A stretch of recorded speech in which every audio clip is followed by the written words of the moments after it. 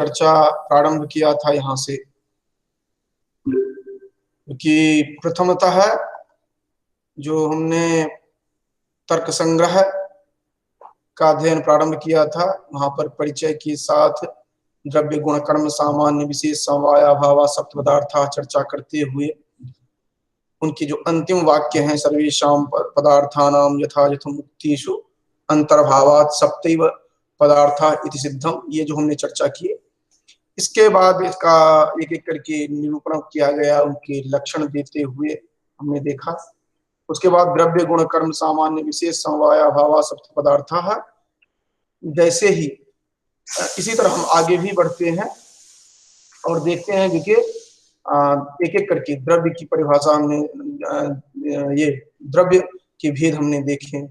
द्रव्य के भेद के बाद फिर गुण देखते हैं, जिसमें कि रूप रस गंध स्पर्श संख्या परिमाण संयोग विभाग परत्व परत्व गुरुत्व द्रव्यत्व स्नेह शब्द बुद्धि सुख दुख इच्छा द्वेष प्रयत्न धर्माधर्म संस्कार चतुर्विंशति गुण, ये हमने देखा।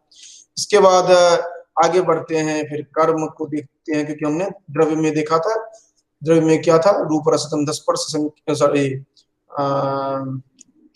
द्रव्य के अंतर्गत हमने यहाँ पर देखा था जो कि प्रतिव्यक्ति जो वायु आकाश काल विकात्मनांश नवीव। तो पहले ये जो एक एक करके चर्चा करेंगे, उससे पहले वो 7 जो हमने चर्चा किया था, द्रव्य गुण कर्म सामान्य विशेष समवाय भावा सप्त पदार्थ, तो द्रव्य की चर्चा इन्होंने कर ली। उसके बाद यहाँ पर गुण की चर्चा करते हैं, तो द्रव्य गुण फिर कर्म की चर्चा करेंगे, द्रव्य गुण कर्म फिर सामान्य फिर विशेष फिर समवाय फिर अभाव, द्रव्य गुण कर्म सामान्य विशेष समवाय अभाव सप्त पदार्थ, यहाँ पे चर्चा कर लिए। उसके बाद एक एक करके द्रव्य क्या है, तो अर्थात द्रव्य के भेद की चर्चा करेंगे एक एक करके। फिर तत्र गंधवती पृथ्वी, अर्थात वहां पर जो पृथ्वी जो वायु आकाश काल विकात्मनांश नवीव जो चर्चा किए थे, उसको हम देख लेते हैं। ये सब चर्चा करने के बाद हम पहुंचे थे यहां तक, ये हम बुद्धि तक पहुंचे थे। बुद्धि पहुंचे और यहां से जो ट्रैक चेंज हुआ था, ये रूप का ही चर्चा चल रहा था। पदार्थ 7 पदार्थ में से एक पदार्थ हुआ द्रव्य। द्रव्य के जो 9 भेद बताए गए थे, उन्हीं 9 भेदों में हम जो एक एक करके चर्चा कर रहे थे, उसमें गुण जो है, उस गुण की चर्चा प्रारंभ हमने की थी। और गुण में ही चतुर्विंशति गुण जो कहा गया था, तो उसमें एक है बुद्धि, और बुद्धि का व्याख्यान करते हुए हम वैशेषिक से न्याय में प्रवेश करते हैं, क्योंकि प्रमाण मीमांसा जो है उसकी चर्चा हम यहाँ पर से प्रारंभ करते हैं। तो ये हमने देखा था। इसके बाद वहीं पर आकर के कारण पद का प्रयोग किया जाता है, क्योंकि प्रमाकरणम प्रमाणम इस तरह करके जो हम चर्चा देखते हैं, यहाँ से करण और कारण, फिर उसके बाद वहीं आकर के त्रिविध जो है इनको देखना प्रारंभ करते हैं, जो कि ये जो प्रत्यक्ष अनुमान उपमान शब्द जो है, उसमें प्रत्यक्ष के अंतर्गत 16 सन्निकर्ष देखते हैं। 16 सन्निकर्ष देखने के बाद हमने अनुमिति को देखा था। तो फिर अनुमिति के संदर्भित जो जो पद हैं उनको हमने देखा, उनको समझने का प्रयास किया, स्वार्थानुमान परार्थानुमान को देखने का प्रयास किया।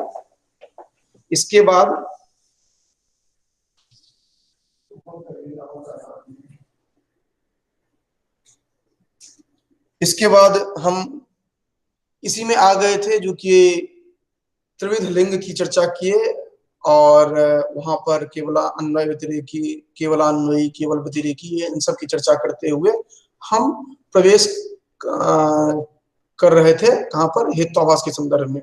और उससे पूर्व हमने सपक्ष पक्ष सपक्ष विपक्ष इनको देखा, हेत्वाभास की चर्चा हमने की। उसके बाद हेत्वाभास के जो भेद हैं उनको हमने देखा। हेत्वाभास के भेद की चर्चा के अनंतर हम उपमिति को हमने देखा। इसके बाद अयथार्थ अनुभव के संदर्भ में हमने चर्चा की, जिसमें संशय विपर्यय तर्क इनकी चर्चा हमने की। फिर स्मृति, क्योंकि हमने वहां पर जो चर्चा की थी बुद्धि के संदर्भ में, यहाँ तक ये इस पार्ट तक स्यादिति, यहाँ तक हमने अयथार्थानुभव की बात की। लेकिन आप पीछे थोड़ा मुड़ करके देखेंगे तो यहाँ पर जब आपने कहा था सर्वव्यवहार हेतु बुद्धि ज्ञानम, तो यहाँ पर साद्विविधा स्मृति अनुभवश्च, तो हम अभी तक चर्चा जो कर रहे थे वो अनुभव की चर्चा कर रहे थे, अर्थात यथार्थानुभव और अयथार्थानुभव। स्मृति वहां पर चर्चा हमने नहीं किया था, तो वही स्मृति की चर्चा यहाँ पर हम करना प्रारंभ किए। जो स्मृति है द्विविधा, यथार्था अयथार्था च, प्रमाजन्य यथार्था और प्रमाजन्य अयथार्था। फिर उसके बाद हमने सुख दुख, इच्छा द्वेष, प्रयत्न, धर्म अधर्म, संस्कार, इन सब की चर्चा की। और हम लोग कल जो चर्चा कर रहे थे वो यही चर्चा कर रहे थे, संस्कार त्रिविधा, संस्कार 3 प्रकार का है। और यहीं पर हमने कल कक्षा का समापन किया था। हम अभी जो चर्चा कर रहे हैं आगे वो उसी को कंटिन्यू कर रहे हैं, जो कि ये जो है यह 3 प्रकार का जो है संस्कार है, त्रिविधा है। अब संस्कार ये 3 प्रकार के कौन कौन से हैं? तो वेगो, भावना, स्थिति। वेग, पहला जो बता रहे हैं वेग, तो कह रहे हैं जो कि वेग जो है वह एक प्रकार की भावना है जो पृथ्वी आदि 4 जो है उनमें रहने वाला धर्म है। पृथ्वी जल तेज वायु, सॉरी 5 में, पृथ्वी जल तेज वायु ये 4 और प्लस मन। सॉरी, ये जो कहा जा रहा है वेग पृथिव्यादि चतुष्टय मनोवृत्ति, मतलब पृथ्वी आदि 4, क्योंकि हमने चर्चा क्या था, पृथ्वी तेजो वायु आकाश काल देगा तो मनांसी नवैवा, तो पृथ्वी आदि 4, तो मतलब पृथ्वी से प्रारंभ करके हम 4 तक जाएंगे। पृथ्वी अप तेज वायु, ये हो गए 4। पृथ्वी अप मतलब जल तेज और वायु, इन 4 में। और उसके साथ साथ ऐड किया गया है एक क्या, मनोवृत्ति और मन में रहने वाला, मतलब कुल 5 है। यहाँ जो चतुष्टय दिखाया जा रहा है वो पृथ्वी आदि स्टार्टिंग फर्स्ट 4 और प्लस मन, इसकी बात कर रहे हैं। तो यह वेग जो दिखाई पड़ेगा वह वेग पृथ्वी का लक्षण, पृथ्वी में पाए जाने वाला गुण होगा, जल में पाए जाने वाला गुण होगा, तेज में पाए जाने वाला होगा, उसके साथ साथ ये वायु में और मन में, इन 5 में रहने वाला धर्म है यह वेग। वेगो भावना स्थिति स्थापक चेति, वेग भावना और स्थिति का स्थापक, ये 3 बता रहे हैं। अब यहाँ पर कह रहे हैं जो कि अनुभवजन्य स्मृति हेतु भावना, वेग जो है, वेग को हमने पहले चर्चा कर ली थी, जो कि ये संस्कार 3 प्रकार का है।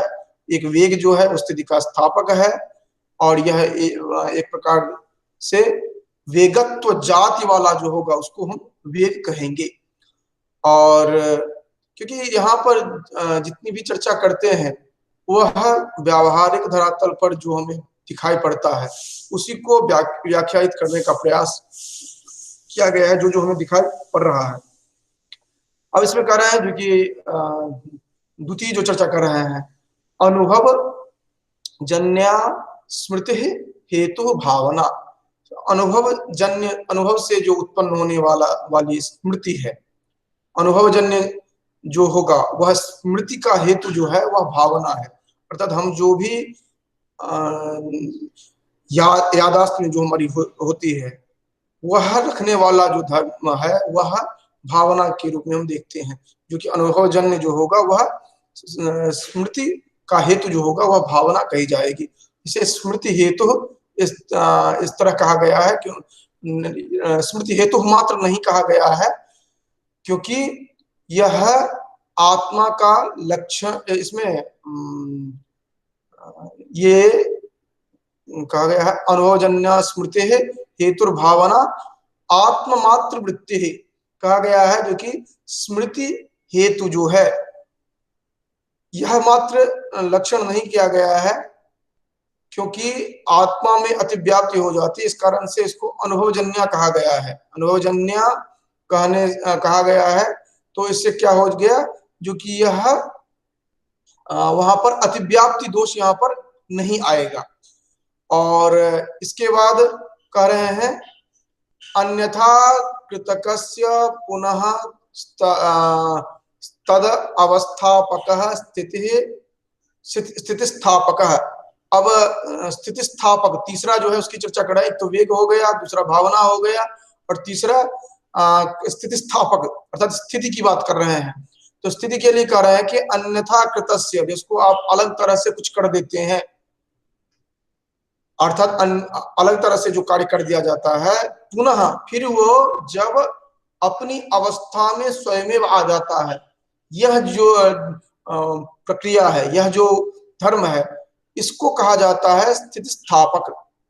स्थितिस्थापक में क्या होता है कि उदाहरण इस तरह का समझिए, जैसे कि हमने पेड़ के एक डाली को खींचा अपनी तरफ, तो बल लगा करके हमने तो खींच लिया, लेकिन जो ही उसको छोड़ेंगे तो वो फिर अपने जगह पर जाकर के टिक जा रहा है। तो वह जिस कारण से टिक जा रहा है उसको कहा जाता है स्थितिस्थापक। मतलब अन्यथा कृतस्य, आपने उसको खींच करके अपनी तरफ किया, जैसे कोई बांस है या कोई डाली है, उसको अपनी तरफ खींचा आपने, लेकिन फिर क्या होता है, पुनः तद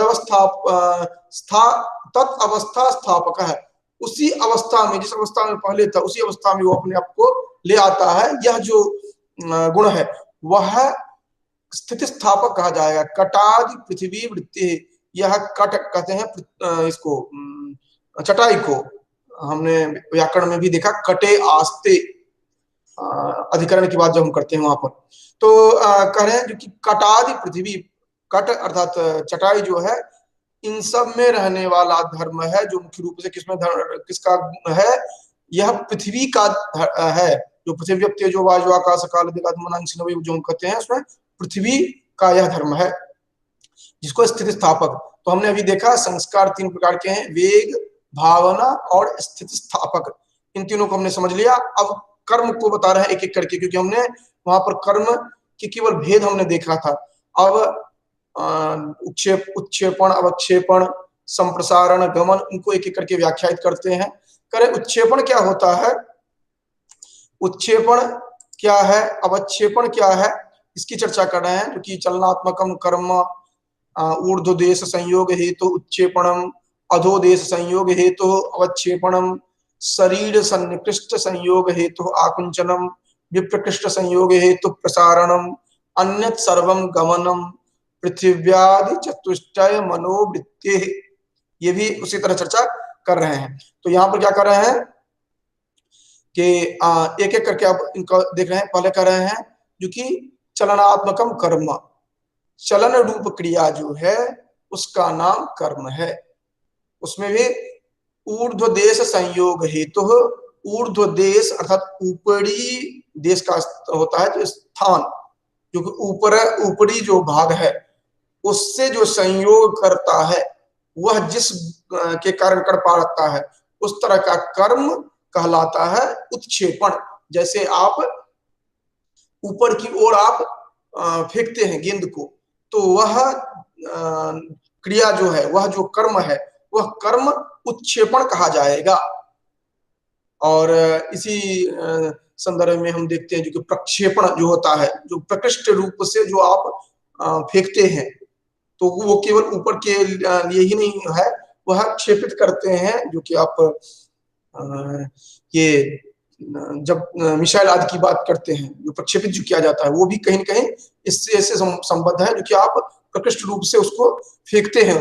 तो ये उत्क्षेपण जो हुआ, जो ऊपर की ओर जब आप उसको फेंकते हैं और ऊपर के भाग से जो वह संयोग को प्राप्त करता है जिस कर्म के कारण, वह कर्म कहलाता है उत्क्षेपण। अधोदेश से जो कर रहा है उसको कहा जाता है, अर्थात अधोदेश मतलब नीचे की ओर, उसको कहा जाता है अवक्षेपण। नीचे की ओर जो जाता है उसको कहा जाता है अवक्षेपण। उसके बाद है संप्रसारण। उत्क्षेपण चलनात्मकम कर्म ऊर्ध्वदेश संयोग हेतु उत्क्षेपणम, अधोदेश संयोग हेतु अपक्षेपणम, शरीरस्य सन्निकृष्ट संयोग हेतु आकुंचनम, और शरीर के समीप संकोच लाने करना जो होता है, उसका जो हेतु है वह कर्म आकुंचन कहलाता है। जब आप अपने शरीर को सिकोड़ते हैं, अर्थात शरीर के करीब जो लाया जाता है, उसको कहा जाता है आकुंचन। वो व्यक्ति का शरीर हो सकता है, या फिर कोई पदार्थ हो सकता है, या कोई अन्य वस्तु हो सकता है, जो अपने शरीर की ओर ये संकोच को प्राप्त करता है, उसको आकुंचन कहते हैं। और उसके बाद विप्रकृष्ट संयोग हेतु प्रसारणम, और जब वह शरीर को दूर दूर तक फैला देता है, उसको कहा जाता है प्रसारण। जैसे कि गर्मी के महीने में ये जितने भी लोहा हो या अन्य जो भी होते हैं, या लकड़ी, वह जो फैल जाते हैं, और इनको कहा जाता है जो कि प्रसारण। और इसके अतिरिक्त जितने भी हैं उनको कहा जाता है, वो सभी गमन के अंतर्गत आ जाएंगे, अन्यत सर्वम गमनम। और ये जितने भी हमने चर्चा की है, यह पृथ्वी, जल, तेज, वायु के साथ साथ मन में रहने वाला धर्म है। इसमें कंफ्यूज नहीं करेंगे, जो पृथ्वी आदि चतुष्टय मनोवृत्ति, मनोमात्र वृत्ति जो करे हैं, इसमें 4 हैं, ये कंफ्यूजन में नहीं लाएंगे। 4 फर्स्ट 4 प्लस मन, ये कहा जा रहा है। अब आगे चर्चा करते हैं नित्यम अनेकानुगतम सामान्यम। कह रहे हैं जो नित्य हो और अनेकों में अनुगत हो, अर्थात अनेकों में वह संबद्ध हो, इसको कहा जाएगा सामान्य। और इसी में कह रहे हैं कि ये किसका होगा, तो द्रव्य, गुण और कर्म का वृत्ति होगा। सामान्य जो होगा वह द्रव्य में देखा जाएगा, पाया जाएगा, गुण में पाया जाएगा और कर्म में। और इसी के लिए मैं चार्ट बनाने के लिए जो कहता हूं, इसीलिए क्योंकि सामान्य लिख दिया, ये किस किस में रहने वाला धर्म है, तो द्रव्य में, गुण में, कर्म में। इसके बाद तद्विधम, यह 2 प्रकार का है। परापर भेदात, ये हमने पहले भी चर्चा की है, जब परापर की चर्चा हुई थी उस संदर्भ में हमने देखा था।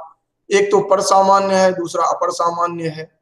पर सामान्य का जो कहा जाता है वह पर सामान्य का नाम जो है सत्ता, और अपर सामान्य जो है उसको हम जाति के रूप में लेते हैं ना। पर सामान्य और अपर सामान्य 2 प्रकार का हम देखते हैं। उसके बाद कह रहे हैं जो कि पर सामान्य, अपर सामान्य, इसके बाद तद्विधम पर अपर भेदात परम सत्ता अपरम द्रव्यत्वादि ही नित्य द्रव्य वृत्तयो व्यावर्तका विशेषा। अब विशेष को बता रहे हैं जो कि हाँ, इसमें द्रव्यत्वादि जाति ही ये कह रहे हैं, जो द्रव्यत्वादि जाति ही। हाँ, इसके बाद कह रहे हैं नित्य द्रव्य वृत्तियों व्यावर्तका विशेषा, जो कि ये जो जाति जो बताया गया था वो द्रव्य आदि जो है उनमें पाए जाने वाले धर्म है, इस तरह की बात की गई थी। इसके बाद कह रहे हैं नित्य द्रव्य वृत्तियों व्यावर्तक विशेषा। अब ये विशेष क्या है, तो कह रहे हैं कि नित्य द्रव्य में जो रहता है और नित्य द्रव्यों को परस्पर जिससे भेद किया जा सकता है, भेद करने वाला जो है धर्म, उसको कहा जाता है विशेष। एक से दूसरे का जो पार्थक्य हम जिसके माध्यम से कर पाते हैं, वही धर्म है विशेष। जैसे कि हम देखते हैं जब कोई अपने संदर्भ में बताने लगता है या अपने शोध कार्य के संदर्भ में बताने लगता है, तो कहते हैं इसमें विशेष क्या है, मतलब अन्य में जो है उससे पार्थक्य करने वाला धर्म क्या है, ये चीज यहाँ पर है। जो उसके बाद फिर कह रहे हैं जो कि नित्य संबंध है समवाय समवाय शुद्ध वृत्ति है। इसको समझ लीजिए क्योंकि ये थोड़ा महत्वपूर्ण हो जाता है, बहुत बार आपको देखने के लिए मिलेगा यह। तो कह रहे हैं जो कि नित्य संबंध है समवाय, जो संबंध नित्य हो उसका नाम समवाय है। और यह क्या होता है, अयुत सिद्ध वृत्ति। अयुत सिद्ध वृत्ति का अभिप्राय है ययोर्द्वयोर मध्ये एकम अविनश्यत अवस्थम अपराश्रिते अपराश्रितम एव अवतिष्ठते तावत अयुत सिद्धौ। कह रहे हैं क्योंकि किसको कहेंगे, वह संबंध जो नित्य होगा वह उसे समवाय संबंध कहेंगे। और यह किस तरह का होगा, तो जिन दो पदार्थों में से एक के अविनाश होते हुए अर्थात विनाश नहीं होने पर दूसरे के आश्रित होकर दोनों विद्यमान रहे उनको कहा जाता है अयुत सिद्ध संबंध। और इसको आप विस्तार पूर्वक पढ़ना हो तो तर्क भाषा में बहुत विस्तार से इन्होंने चर्चा की है। और वहां पर आप देखेंगे जो कि अयुत सिद्ध किसको कहते हैं, और इसको आप समझने के लिए इस तरह समझ लेते सकते हैं जो कि तंतु और पट का जो संबंध होता है, कपड़ा और धागे का जो संबंध होता है उसको कहा जाता है अयुत सिद्ध संबंध। और यही समवाय संबंध है, आप एक के बिना दूसरे की कल्पना नहीं कर सकते हैं, इस तरह की बात होती है। तो यहां तक हमने देखा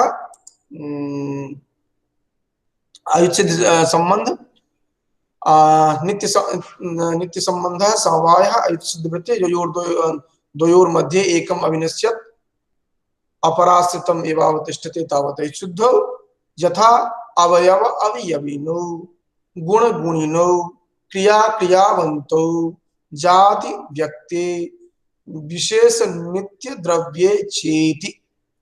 अब इसको थोड़ा समझ लीजिए क्योंकि ये प्रश्न बनते हैं, ये किन किन में होंगे, तो कहा जाएगा अवयव अवयवी में होंगे, गुण गुणी में होंगे, क्रिया क्रियावान में होगा, जाति और व्यक्ति में होगा। यह नित्य द्रव्य में रहने वाला धर्म है, अर्थात अवयव अवयवी में रहेगा ये समवाय संबंध। इसी तरह गुण गुणी में रहेगा, क्रिया क्रियावान में रहेगा, जाति व्यक्ति में रहेगा।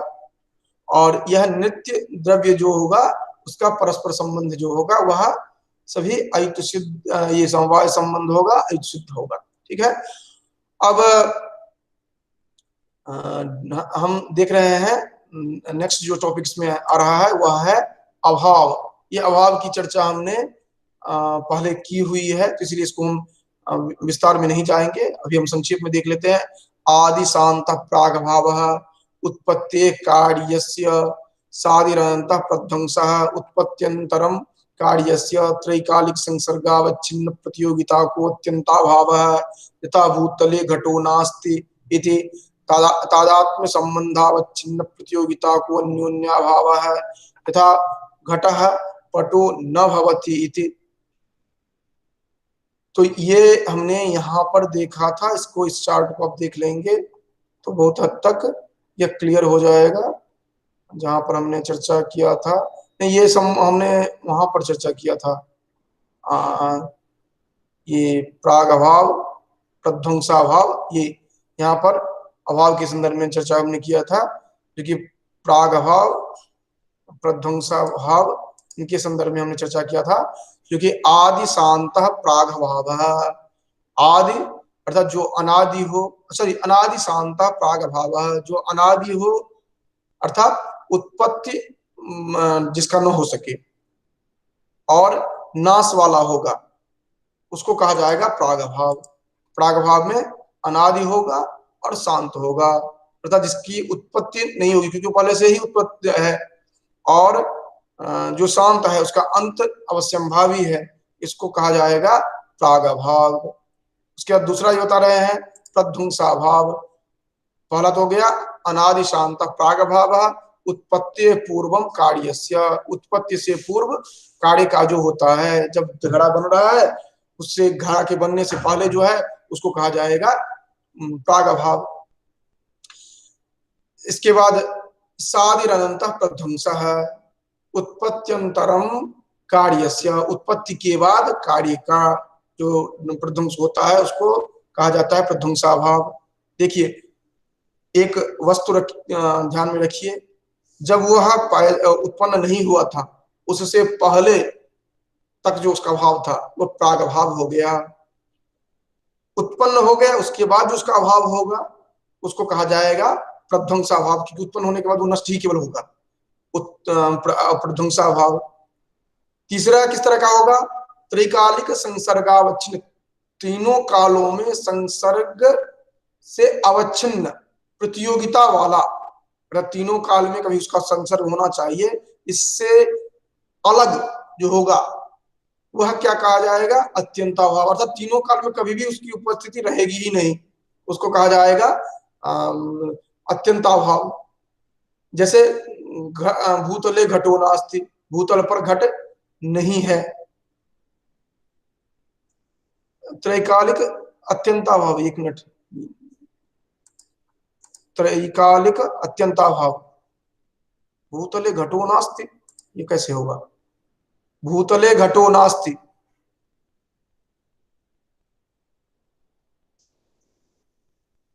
इसको देखते हैं फिर से।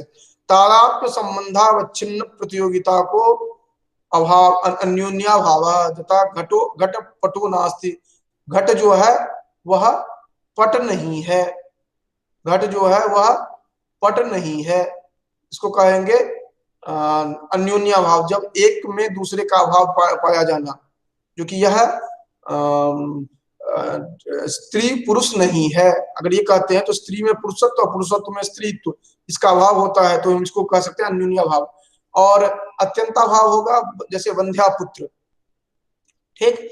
और जो उत्पन्न अभी तक नहीं हुआ है उसका अभाव की बात अगर हम कर रहे हैं तो हो जाएगा प्राग अभाव।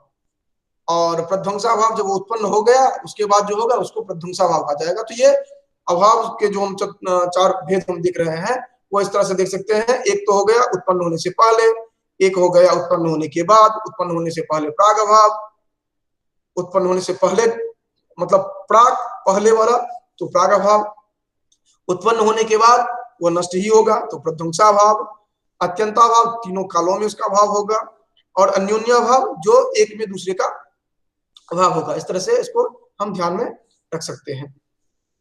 इसके बाद जो चर्चा है लास्ट में वह ये केवल एक लाइन जो है भूतले घटो नास्ति, उसको देखना है जो कि अत्यंता भाव यह कैसे कह रहे हैं। सर्वेषां पदार्थानां यथा यथम उक्तेषु अंतर्भावात् सप्तैव पदार्था इति सिद्धम, क्योंकि जितने भी पदार्थ हैं उन सभी का चराचर जगत में जो भी पाए जाते हैं उन सभी का यहीं पर समावेश कर दिया गया, इसीलिए यह सात जो है वही पदार्थ हैं, उन्हीं के अंतर्गत सभी को समाविष्ट हम कर सकते हैं।